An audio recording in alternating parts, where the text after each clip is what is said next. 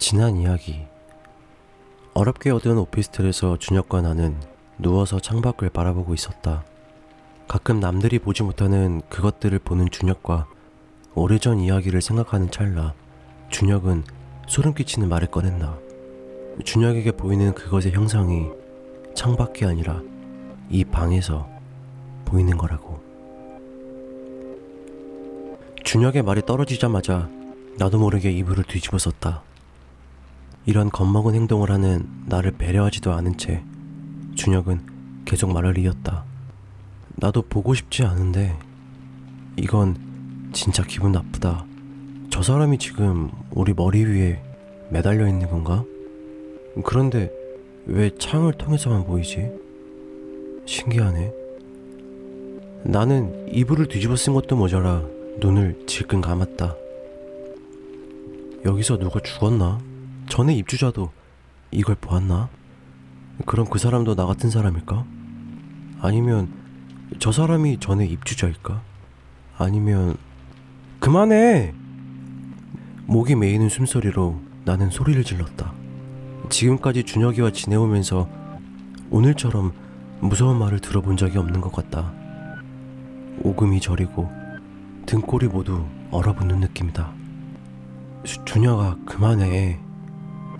나의 울먹이는 듯한 간절한 목소리에 준혁은 잠시 말을 멈추었다. 준혁아, 나 오늘 이 집에서 첫날 밤이다. 너 진짜 왜 그러냐?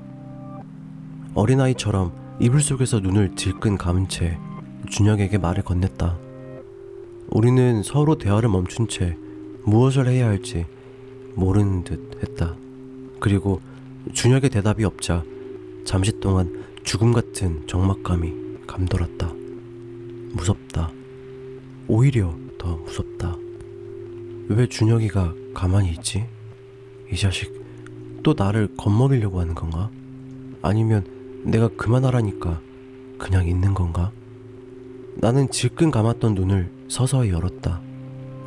그리고 방 안의 어둠보다 더 어두운 공간을 만든 이불을 머리로부터 조금씩 걷어냈다. 이불의 가장자리가 내 머릿결을 따라 천천히 흘러내렸다. 그리고 이불의 끝자락이 내 눈동자를 지나치자 준혁이가 내 시야에 들어왔다. 창밖을 향하는 시선은 온데간데 없고 준혁은 파리한 어둠 속에서 나를 향해 무표정한 시선을 보내고 있었다. 그리고 다시 입을 열었다. 아니면 뭐 전에 입주자가 아니면 그 중절모의 사나이. 그 말을 듣자마자 나는 준혁을 발로 힘껏 밀어냈다. 개자식, 그냥 꺼져버려. 나의 돌발적인 행동에 준혁이 당황한 듯 보였다. 준혁은 자리를 박차고 일어나 방 안에 불을 모두 켰다. 나는 미친 사람처럼 준혁이 발끝에 닿지 않음에도 계속해서 허공에 발길질을 했다. 이불을 온몸에 꽁꽁 둘러싼 채로. 준혁은 멀리감치 서서 허리에 두 손을 갖다 대고는 나를 내려다보며 말을 이었다. 거짓말 아니다. 이 집에 뭔가 있어. 보지 못하는 네가 오히려 속이 편할 수도 있다. 가버려, 이 개자식아. 가버리라고? 내가 가면 너 혼자 오늘 밤을 보낼 거냐? 안 될걸? 분명히 내가 나가면 넌 오늘 여기서 못 자고 밤새 밖을 돌아다니면 서성이겠지. 안 그래? 친구니까 말해주는 거다. 내가 모르는 사람이었다면 말도 꺼내지 않아. 그 사람에게 무슨 일이 생기든. 내가 뻔히 겁내하는 걸 알면서도 그런 말 해주는 게 친구냐? 너도 이겨내야 돼. 언제까지 어린아이처럼 굴 거냐? 나만 이런 걸 본다고 생각해? 너도 언젠가 나와 같이 귀신을 볼 수 있을 날이 올지 몰라. 그땐 그냥 창밖으로 뛰어내릴 거냐? 젠장 미친놈 같으니라고. 네가 보는 게 귀신인지 아닌지 알게 뭐야. 평소답지 않게 내 말투는 점점 거칠어지고 있었다. 그러나 준혁은 여전히 침착함을 유지하고 있었다. 귀신이든 아니든 이 집엔 뭔가가 있어. 그건 확실해. 오늘은 그냥 나하고 같이 자고 내일 전 입주자를 만나보자. 부동산 직원들은 말해줄 것 같지 않고. 그제서야 나는 우스꽝스러운 발길질을 멈추고 조용히 몸을 바로 눕혔다. 1시간도 채 못 잔 것 같았다. 날이 밝도록 뜬 눈으로 지샌 나는 밝은 햇빛 아래서 잠시 눈을 붙인 것 같았다. 학교 수업을 빼먹고 우리들은 관리 사무실로 내려갔다. 저기요, 903호 입주자인데요. 전 입주자 연락처 좀 알 수 있어요? 준혁의 요청에 관리실 여직원이 우리를 시큰둥한 표정으로 쳐다보았다. 그런 건 알려드리지 못하는데 왜요?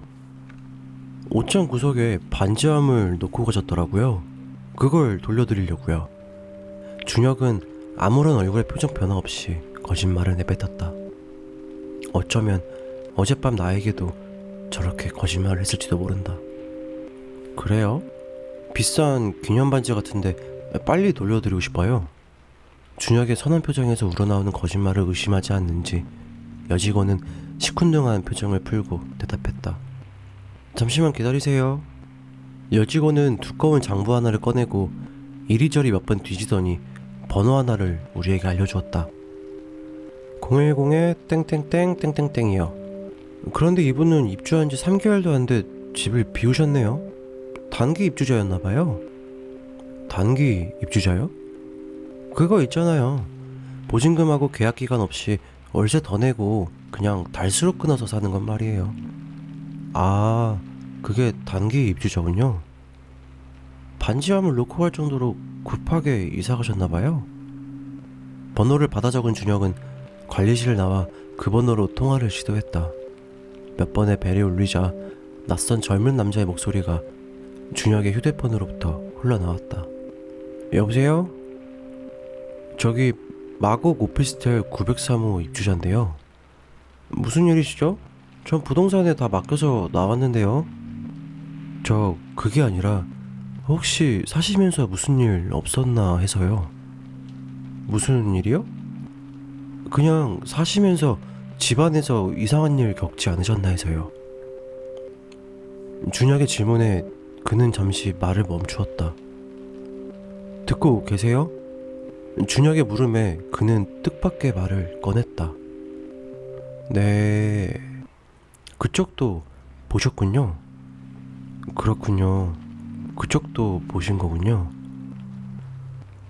여기 대학 학생인가요? 네, 저는 여기 학과 대학원생인데 수업 없으면 잠시 시간 내서 만날까요? 낯선 남자의 제안에 준혁은 선뜻 응했다. 좋습니다. 그럼 지금 학생회관 앞에 잔디밭 벤치에서 만나죠. 좋아요. 우리가 만난 낯선 그 남자는 28세의 키가 큰 건장한 청년이었다. 깔끔하게 빗어넘긴 머리만 보면 학생이라기보다는 회사원에 가까워 보였다. 캔커피를 우리에게 하나씩 건네준 남자는 우리의 사정을 모두 알고 있는 양 말주머니를 풀기 시작했다. 전 원래 이곳 학생이 아니라 지방대에서 학부를 마치고 대학원을 이곳으로 왔죠. 그 오피스텔에 들어간 건 5개월 전입니다. 목돈이 없어서 단기 계약으로 우선 입주를 했죠. 전 원래 추위에 강해서 웬만한 겨울 날씨에도 창문을 열고 사는 정도입니다. 그런데 이상하리 많지 그 오피스텔은 밤만 되면 추운 거예요. 그래서 저는 난방을 하고 창문도 모두 닫고 살았죠. 그런데 남자는 캔음료를 한 모금 들이키더니 말을 이었다. 그런데 추위가 가시질 않았어요. 정확히 말하면 어디선가 한기가 자꾸 몰려오는 거예요. 그런데 그 한기의 방향을 보니까 창 쪽이 아닌 복층 다락방 쪽에서 한기가 몰려오는 겁니다. 다락방 구조 아시다시피 계단으로 올라가면 앉아서 뭔가를 해야 하는 높이밖에 안 되잖아요. 게다가 밀폐되어 있고. 그런데 그곳에서 한기가 몰려온다는 게 이상했죠. 저는 그곳에 이불을 가져다 쌓아놓고 그 한기를 막아보려고 했죠. 그런데 그 한기가 더더욱 기분 나쁜 건 몰려오는 주기가 있다는 겁니다. 주기요? 네, 마치 누군가가 숨을 쉬듯 주기적으로 차가운 입김을 불어넣고 있는 듯한 기분이 드는 거 있죠. 혼자 있는 게 익숙한 저는 웬만한 일에는 겁을 먹거나 그러진 않는데 그 집은 솔직히 좀 이상했어요. 남자가 캔 음료를 거의 바닥낼 때까지 우리는 단 한 모금의 음료도 마시지 못하고 그의 말을 경청하고 있었다. 제가 처음으로 놀란 일이 있었죠.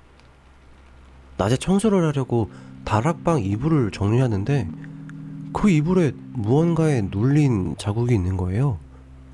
누가 기대고 누운 흔적 있죠? 소름이 쫙 끼쳤습니다.